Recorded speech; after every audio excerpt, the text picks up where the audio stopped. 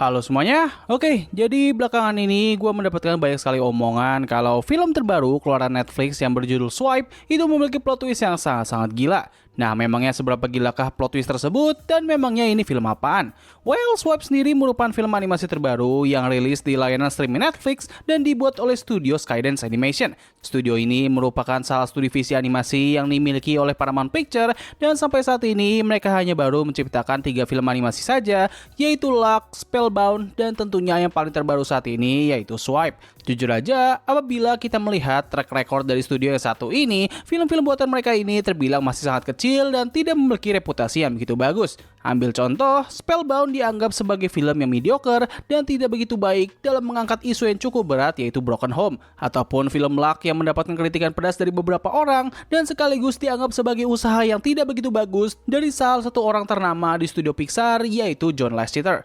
Yes, si John Lasseter, salah satu pendiri dari studio animasi yang besar itu. Kenapa ia bisa membuat film ini dan masuk ke Skydance Animation? Well, singkatnya, pada tahun 2017-an atau 18-an, ia sempat terkena skandal pelecehan dan membuat lingkungan kerja yang buruk di studio Pixar. Ia mengakui kesalahannya itu dan memutuskan untuk hengkang dari studio Pixar, lalu pada akhirnya ia pun mendapatkan tawaran dari Paramount Picture untuk bergabung ke dalam salah satu divisi mereka yaitu Skydance Animation. Di sana, ia ditunjuk untuk menjadi salah satu petinggi dari perusahaan tersebut, atau lebih tepatnya adalah Head of Animation, dan ia bertindak sebagai produser dari seluruh film animasi yang dibuat oleh studio ini. Nah, dengan track record yang seperti itu, tidak heran kalau gue dan beberapa orang di luar sana awalnya merasa skeptis terhadap film terbaru ini. Tapi tanpa disangka, film ini ternyata memiliki kualitas yang dikatakan cukup bagus, hingga bahkan banyak yang menganggap kalau ini merupakan salah satu kandidat dari film animasi terbaik di tahun ini. Nah, memangnya seberapa baguskah film ini dan film ini memangnya menceritakan tentang apa sih? Swipe sendiri bakal menceritakan petualangan dari 2 ekor hewan dengan spesies yang berbeda di mana mereka mengalami semacam skenario body swap atau pertukaran tubuh namun dengan konteks yang agak berbeda dari biasanya. Jadi salah satu karakter utama kita yang bernama Alvin, maksud gua adalah Oli, merupakan seekor mamalia atau pengerat dengan spesies yang bernama Puku yang tinggal di sebuah pulau kecil dan ia digambarkan sebagai individu yang sangat penasaran serta ia selalu menentang prinsip yang dianut oleh spesiesnya yaitu berlindung dari dunia luar dengan segala macam cara. Nah, pada suatu hari ia memberikan makanan kepada seekor burung kecil dan sekaligus memberitahunya cara untuk memakan makanan tersebut. Setelah diberitahu informasi itu, burung kecil tersebut langsung memanggil koloninya yang diberi nama Javan dan burung-burung itu langsung menginvasi pulau tersebut hingga membuat ras Puku akhirnya hidup di bawah tanah dan kekurangan sumber makanan mereka. Merasa bersalah karena membuat semua masalah ini bisa terjadi, Oli mencoba untuk memperbaiki semuanya, yang mana hal ini berujung dengan dirinya yang berubah menjadi seekor Javan setelah ia menyentuh sebuah benih ajaib. Setelah perubahan itu, ia pun bertemu dengan seekor Javan lain yang bernama Ivy yang berusaha keras untuk membantunya. Tapi naas, usahanya itu malah membuatnya berubah menjadi Puku setelah ia juga terkena benih ajaib tersebut. Dari sinilah petualangan mereka untuk bisa berubah menjadi sedia kala akhirnya dimulai. Di sepanjang perjalanan ini, mereka akan saling belajar dan memahami satu sama lain hingga membuat keduanya akhirnya bisa melihat sisi lain dari kehidupan spesies mereka. Ya, sebuah premis yang bisa dibilang sudah digunakan berkali-kali di berbagai macam medium, termasuk salah satunya adalah animasi lewat film-film seperti Soul, Brother Bear, dan tentunya yang paling ikonik dan sekaligus yang paling bagus dari semuanya yaitu Kimi no Na wa. Gue yakin baik dari kalian pasti bakal bilang kalau ini merupakan film yang biasa saja dan gak begitu menarik sama sekali. Ya, walaupun gue setuju bahwa premis dari film ini memang terdengar sangat mainstream, tapi salah satu hal yang harus gue akui adalah film ini berhasil mengeksekusi premis itu dengan sangat baik. Plot mengenai pertukaran tubuh di film ini dibangun dengan sangat rapih, di mana ia memiliki hubungan yang sangat kuat dengan lore atau pembangunan dunia dari film ini dan sekaligus tema atau pesan yang ingin dibawa. Tidak hanya itu saja, pembangunan hubungan dan juga chemistry antara kedua karakter utama di film ini ditulis dengan sangat bagus, di mana kisah mereka saling terhubung dari awal pertemuan hingga sampai akhir cerita. Hal ini pun membuat gue bisa merasakan kesan yang emosional dari hubungan mereka dan gue pun akhirnya bisa merasa bersimpati kepada mereka berdua. Nah, untuk pembangunan dunia sendiri, menurut gue film ini memiliki konsep dunia yang sangat menarik, di mana mereka mencoba untuk menghadirkan sebuah dunia baru yang terkesan cukup fantasi, namun juga mengambil banyak inspirasi dari kehidupan nyata. Jadi diceritakan kalau film ini mengambil latar tempat di sebuah lembah di mana hewan-hewan di dalamnya merupakan gambaran fantasi dari hewan-hewan yang ada di dunia kita. Ada sekawanan rusa yang memiliki bentuk menyerupai pohon, beruang yang menyerupai batu, serigala yang menyerupai semak-semak, ular yang menyerupai akar pohon, dan masih banyak lagi. Nah, walaupun memiliki konsep yang sangat menarik, tetapi ada satu hal yang sangat mengganjal di kepala gua soal pembangunan dunia dari film ini. Jadi pada awalnya, para hewan di lembah ini hidup dalam sebuah sistem yang sama persis seperti kehidupan nyata, yaitu para predator memburu hewan lain untuk dijadikan mangsa. Tapi itu semua berubah ketika lembah tersebut dihampiri oleh sekawanan makhluk raksasa yang bernama Zou. Zou sendiri merupakan makhluk besar dengan ciri fisik seperti seekor gajah dan memiliki semacam kekuatan berupa sebuah benih ajaib yang tumbuh dari kedua belalai mereka. Benih tersebut memungkinkan para hewan untuk berubah menjadi hewan lain. Dengan begitu mereka dapat hidup berdampingan dan saling memahami satu sama lain. Nah, tapi sayangnya ada satu hewan yang tidak menyukai perubahan tersebut, yaitu seekor serigala. Dia sangat membenci perubahan itu karena dengan begitu mereka sudah tidak lagi menjadi predator puncak di lembah tersebut. Ia pun mengambil salah satu benih ajaib dan merubah dirinya menjadi serigala api yang langsung menghabisi beberapa dari makhluk agung tersebut. Ia membuat para Zou yang tersisa akhirnya melarikan diri dari lembah tersebut dan sekaligus ia menutup lembah itu dengan sebuah bendungan raksasa hingga kehidupan di lembah itu kembali menjadi seperti dulu. Tidak hanya itu saja, tindakan yang ia lakukan ini juga membuat lembah tersebut kini mengalami krisis makanan karena beberapa daratan kini terendam oleh air. Hampir semua hewan di lembah tersebut kini terkena dampaknya hingga bahkan hewan terbang seperti para Javan. Nah, disinilah hal yang membuat gua merasa sangat bingung terhadap film ini. Apabila krisis ini hanya dialami oleh para hewan daratan saja, maka ini semua masih tetap masuk akal. Tapi yang menjadi masalah di sini adalah para Javan yang notabene merupakan hewan terbang itu malah ikutan terkena dampaknya hingga bahkan mereka dikatakan nyaris musnah. Ini jelas sangatlah aneh karena seharusnya mereka ini bisa terbang ke tempat lain untuk bisa mencari sumber makanan yang lebih melimpah. Sebenarnya tidak hanya itu saja, karena ada masalah lain yang juga melibatkan pembangunan dunia dari film ini dan hal itu bakal berhubungan erat dengan plot twist dari film ini. Nah, ngomongin soal plot twist, lalu bagaimanakah dengan hal yang paling didewa-dewakan dari film ini? Apakah memang sebagus itu?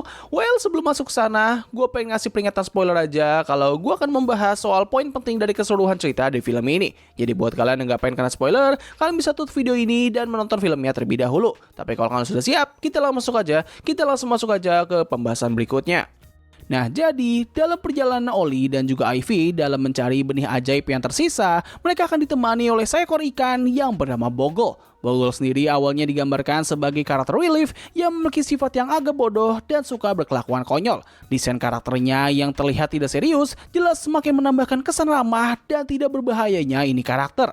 Nah, walaupun demikian, perannya dalam cerita ini tentu sangatlah penting dalam memberikan arahan kepada karakter utama kita. Bahkan terdapat satu momen di mana ia memberikan sebuah pesan atau nasihat yang cukup bagus dalam menggambarkan kondisi dari karakternya dan sekaligus wejangan kepada sang MC. Nah, tapi ketika mereka akhirnya sampai di tujuan utama, terungkap bahwa Bogle sebenarnya merupakan serigala api yang telah membuat lembah ini menjadi sengsara. Jadi ternyata setelah ia menutup lembah tersebut dengan bendungan besar, ia terkena salah satu benih ajaib yang membuatnya berubah menjadi seekor ikan. Ia memakan waktu yang sangat lama di dunia tersebut hingga pada akhirnya ia mendapatkan kesempatan untuk balas dendam setelah bertemu dengan Oli. Nah, lalu apakah ini merupakan sebuah twist villain yang sangat luar biasa? Well, bisa gue bilang ini merupakan twist yang sangat mengejutkan, namun tidak seluar biasa ataupun sesempurna yang dikatakan oleh banyak orang. Nah, tapi sebelum itu, gue akan menjelaskan terlebih dahulu dua hal yang membuat twist ini menjadi terkesan cukup gila. Pertama adalah dari segi pengungkapan. Momen ketika Bogle atau serigala api menunjukkan jati dirinya itu dibuat dengan sangat-sangat luar biasa. Transisi dari karakter yang konyol dan humoris menjadi sosok yang mengerikan dan penuh dengan amarah jelas merupakan sebuah perubahan yang sangat membagongkan dan ini bisa membuat banyak penonton langsung berubah pandangan mereka terhadap karakternya ini. Ini semua semakin didukung dengan performa yang sangat apik dari voice actor dari karakter ini yaitu Tracy Morgan. Beliau berhasil dalam menghidupkan dua karakter yang memiliki sifat dan juga penggambaran yang sangat kontras. Ketika ia menjadi Bogle, dirinya terlihat seperti sosok yang sangat ramah dan juga bisa dipercaya. percaya. Tapi ketika ia sudah menjadi serigala api, disinilah sosoknya berubah menjadi sangat mengerikan dan juga mengintimidasi. Tidak hanya itu saja, hal lain yang membuat twist ini menjadi terkesan sangat bagus adalah ia sangat sesuai dengan konteks keseluruhan dari film ini. Jadi buat kalian belum sadar, konflik utama dari film ini menitik beratkan kepada konsep Don't Judge Book by Its Cover. Semua permasalahan di film ini disebabkan oleh ketidakpahaman antara satu sama lain, terutama dari kedua karakter utama kita. Mereka berdua saling memandang spesies lawan mereka dengan konotasi yang negatif. Lalu ketika mereka akhirnya saling mengenal satu sama lain, disinilah mereka baru sadar bahwa kedua belah pihak ternyata memiliki sisi positif yang tidak pernah mereka sadari. Nah, tapi di waktu yang bersamaan, sosok yang mereka kira memiliki aura dan juga sifat yang positif justru ternyata merupakan sosok yang paling negatif dari semuanya. Bogle jelas merupakan representasi dari sosok serigala berbulu domba atau dalam kasus ini bertubuh ikan. Ia menyembunyikan jati dirinya yang jahat lewat persona yang sangat baik dan juga positif. Ia merupakan sosok manipulator yang sangat handal hingga bahkan membuat banyak media di luar sana sampai menyebutkan kalau sosoknya ini bisa merepresentasikan orang-orang munafik di sekitar kita. Nah, meskipun terdengar sangat luar biasa, tetapi ada satu kekurangan besar yang membuatnya tidak bisa dikatakan sangat sempurna, yaitu dari segi motivasinya. Singkatnya, alasan kenapa ia bisa menjadi sejahat ini adalah karena dulunya Bogle merupakan seekor serigala kecil yang terasingkan. Dirinya dianggap sangat lemah oleh kelompoknya, dan ia pun diabaikan oleh mereka semua. Maka dari itulah, ia pun merubah dirinya menjadi sosok yang paling kuat di lembah tersebut, agar semua hewan termasuk mereka-mereka yang telah merendahkannya bisa merasa takut dan juga tunduk kepadanya. Nah, hal yang menjadi masalah di sini adalah background tersebut sangatlah bertentangan dengan apa yang kita lihat dari kelompok serigala di film ini. Oh ya, gue hampir lupa menjelaskan, jadi serigala di film ini sebenarnya tidak hanya satu individu saja, melainkan ada cukup banyak. Film ini sepertinya sengaja menggambarkan kalau para serigala di film ini merupakan penyebab kesengsaraan dari lembah tersebut yang padahal itu semua dilakukan oleh satu individu saja. Tentu alasan dari perubahan tersebut adalah agar para penonton menjadi tidak mudah menebak twist utama dari film ini. Nah, berdasarkan pengamatan gua, para serigala di film ini bukanlah tipikal hewan yang akan meninggalkan anggota mereka yang paling lemah. Bahkan ada satu adegan di mana serigala kecil akan masuk ke dalam area yang berbahaya, salah satu dari mereka menahan serigala itu untuk tidak masuk ke dalam sana. Memang hubungan antara serigala kecil itu dengan yang menahannya itu merupakan ayah dan anak, dan bisa saja kita memberikan sebuah argumen bahwa para serigala itu telah belajar untuk saling menghargai satu sama lain agar kejadian buruk itu tidak terjadi lagi, tapi tetap saja mereka tidak memberikan konteks tambahan untuk argumen tersebut, dan maka dari itulah gue merasa kalau motivasi dari sang villain utama di film ini terasa kurang masuk akal dengan keseluruhan dunia yang telah mereka bangun.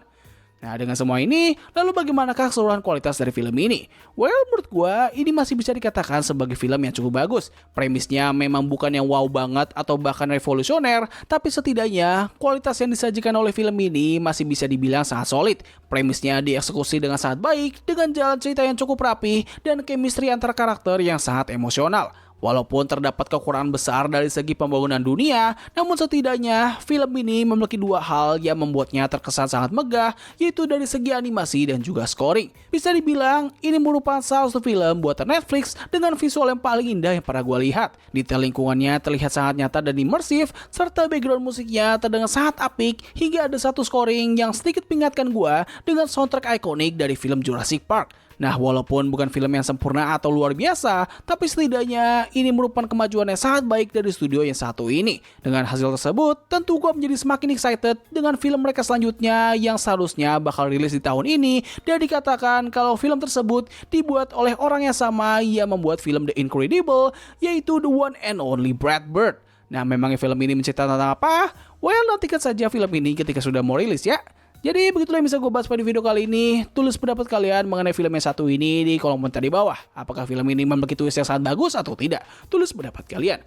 Jadi terima kasih atas waktu yang telah lalu luangkan untuk menonton video gue. Gue undur diri, sampai ketemu lagi di video selanjutnya. Bye!